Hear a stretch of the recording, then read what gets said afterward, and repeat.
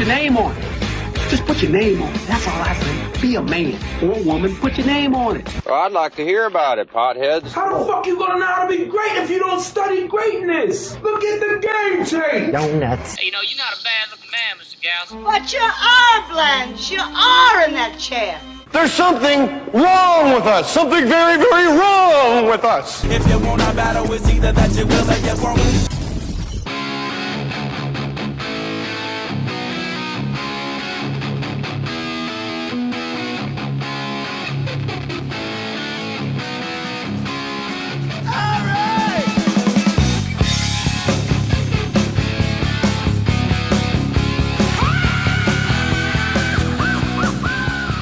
Hey guys, make sure you send me what you're buying on Amazon through jmohr.com. Go to jmohr.com, click the Amazon link.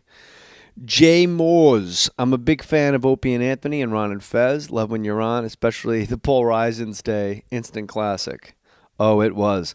I went through your Amazon link and bought some crap for my kids. I hope it worked. Here's a rundown. Katarina toddler costume for my daughter. Yeah, sure, dude. This is from John Alkire Jr. Fisher-Price Little People Disney Princess Songs Palace for my daughter. First of all, right away, I gotta be in this house. This is like the coolest stuff I've ever heard. This is money, dude. If I had this laying around the house, I wouldn't be running on the beach. I would never would have quit smoking pot. I just would have been crushing reefer. A Fisher-Price Little People Disney Princesses Songs Palace. Skylanders, Spyro's Adventure, Trigger Happy Gremlin Gunslinger costume, small, parentheses, small, for my boy. All right. Walida Calendula Diaper Care, 2.8 ounce for my baby boy. What does this guy live in a shoe? Hey, he's got so many kids, he lives in a shoe, right? Skylander Spyro's Adventure Pack, Empire of Ice, for my boy. Skylanders Spyro's Adventure Triple Character Pack, Prison Break, Boomer Voodoo for my boy. Skylanders Spyro's Adventure Pack, Pirate Seas for my boy. Angie lives in West Hollywood. They have the Butt Pirate Seas over there. And then he writes, this is very nice from John Alkire Jr. We just had another baby boy in July and named him John Jacob III. I had to call him JJ after hearing your podcast, and you always telling stories and people calling you JJ. Have a good one. Get a hold of me if you ever come to West Virginia and need some company. That's from John Alkire. Let me tell you something. I don't foresee myself going to West Virginia. I don't know if there's a Sputchy's Chuckle Hut or, Mountaineer comedy connection. But I will say this. If I'm ever in West Virginia, I'm hitting up that Little People Disney Princess Songs Palace and the Gremlin Gunslinger costume. I might, big guy in a little Gremlin Gunslinger costume. So thank you, John Alkire. Check this out, y'all. From Ziggy Reese. So I bought a leather passport cover with gold initials, no less, for my friend Danilo. See, I was in charge of watching the bags at the train station in Barcelona while the boys went to find us accommodations. And I may or may not have dozed off. After a week in Ibiza, and Danilo's bag, including passport, were borrowed by some a-hole thief, fast forward 10 years to our best friend's wedding, and while I gotta bring the best man something, hopefully not won't get borrowed again. Ziggy Reese. P.S. I know my name is Ziggy, but I am a girl, a 5'9" girl, like anyone guesses when they think of the name Ziggy, ... Boom. Yes. Oh, this episode, I should probably read an ad before we get to Artie Quitter, you big quitter. At Artie Quitter. Yes. Don't forget to hit him up.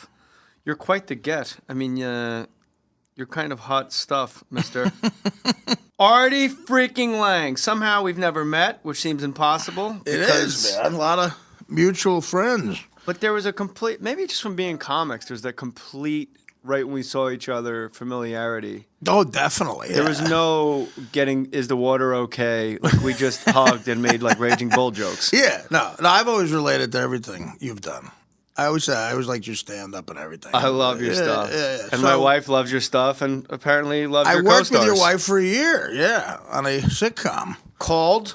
it was called Norm. First the Norm show, then Norm about Norm Macdonald. Hey, what are the odds, you know? It'd be great if I was on that show, Judge Judy, you know? But I'm not Judy at all. And that's the irony, is that my name's Norm, you know? And then you get that judge lady. I don't even know if she's a real judge, you know? And they're like, everybody, look, it's the Norm show. And then that Judge Judy lady comes out. And the audience is all confused, you know? That's perfect. I don't know. That's perfect. What the H? My favorite thing when Dirty Work came out, the movie me and Norm did. This is my favorite Norm story. He, one of the review in the Star Ledger said that Artie Lange has all the charm of a date rapist. Jesus, well, I swear, I mean, it got pretty accurate.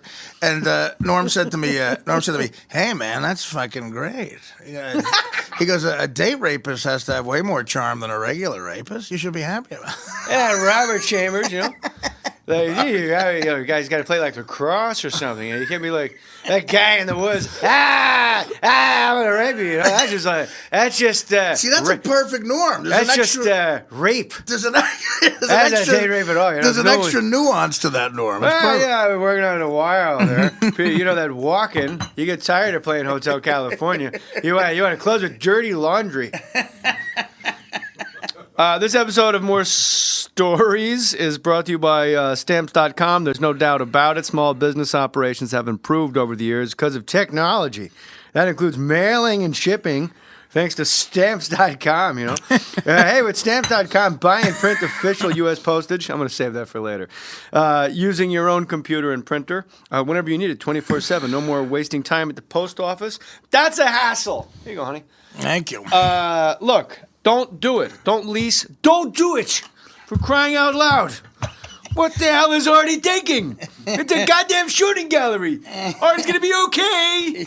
Use Stamps.com. Don't get a postage meter. Stamps.com offers features, more features than a meter, and at a fraction of the price. Plus, Stamps.com customers receive special discounts on mailing and shipping you can't even get at the post office on priority mail, express mail, and more. It's no wonder Stamps.com customers have already printed over $3 billion in postage. I use Stamps.com. You should too. Use my last name, Mohr, M-O-H-R, for my special offer. No risk trial, $110 bonus offer. That includes a digital scale, which in another time, Artie and I would be using for something completely different, and up to $55 free postage. Don't wait. Go to Stamps.com before you do anything else. Click on the microphone at the top of the homepage. Type in Mohr, M-O-H-R. That's Stamps.com. Enter Mohr, M-O-H-R. Otto and George tweeted, we've had a weird run. Mm-hmm. It's weird that Damian Eccles of the West Memphis 3 is in the same room as like Andy Cohen from Bravo and Mick Foley. And I said, my doorman must think we're casting like a John Waters movie. And Otto and George, this is Damian Eccles. Damian Eccles, this is Otto and George. Artie Lange, That's Artie great. Lange, this is Bravo Andy. And then Otto and George wrote, 6 years ago, that would have been a real different party. Yeah, exactly. Tell Artie the blood in his shoes are ruining the carpet in the hotel. That was what Otto told me to tell you via tweet. Or maybe George sent it in all fairness. Right, probably. A cock. Artie has a new book coming out, Crash and Burn. It's called Crash and Burn. And the forward, this is a coup. Yes. First of all, me having you on the podcast, you're a big get, man. You're a big deal. Well, I have to Loved tell by you, all. I have to tell you, Jay. When I was figuring out what to do post rehab, people say, "Oh, maybe you could do a podcast." And you go, "Is anybody really successful at it?" You're one of three names people point to. They go, "Well, there's Jay Mohr, Adam Carolla, and Mark Maron," and then after that, they have nobody. Those are the three most successful podcasts. It's like you're just selling porn in between guests. Well, that's what I mean. Well, yeah, and they go, "Well, those are the people that make money at it." So I was happy to hear you'd have me in here, man. I've been wanting to do it.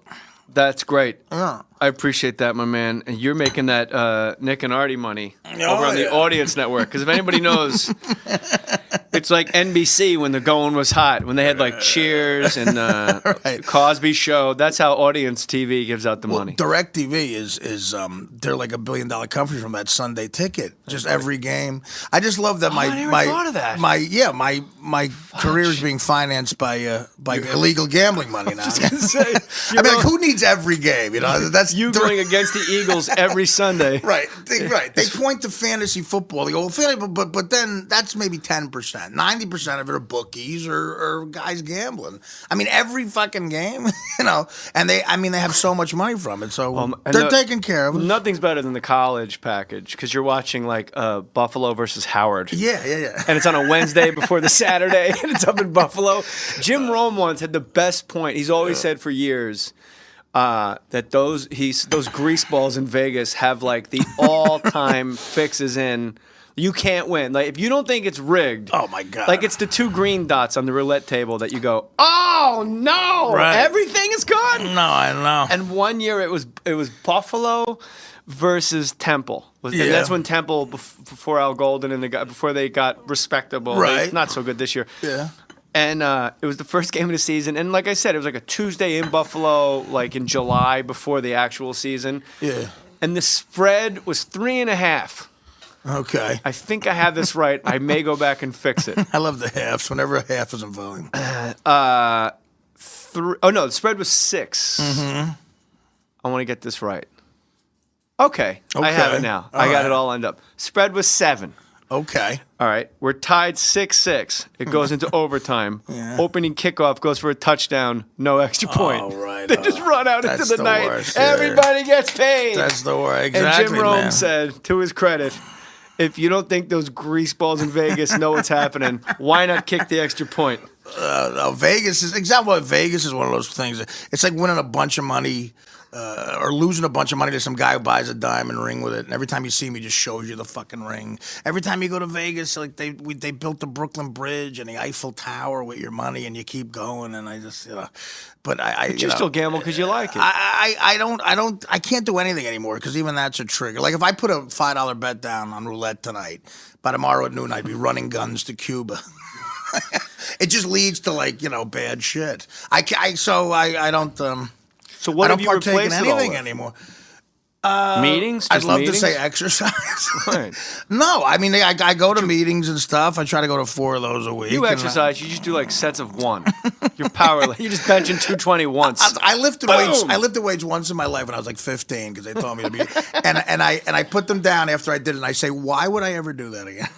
Why would I ever pick that up and do that again? Because it's all about repetition, and I'm like, I get bored. And yeah, I thought I had it. I like to tell jokes and get high. What's this heavy what am stuff? I doing fucking curls for? The boredom is the hardest thing, man. Because gambling's instant excitement. If it's a Tuesday night in February and there's nothing's going on, just bet Virginia Tech over whoever the fuck they're playing.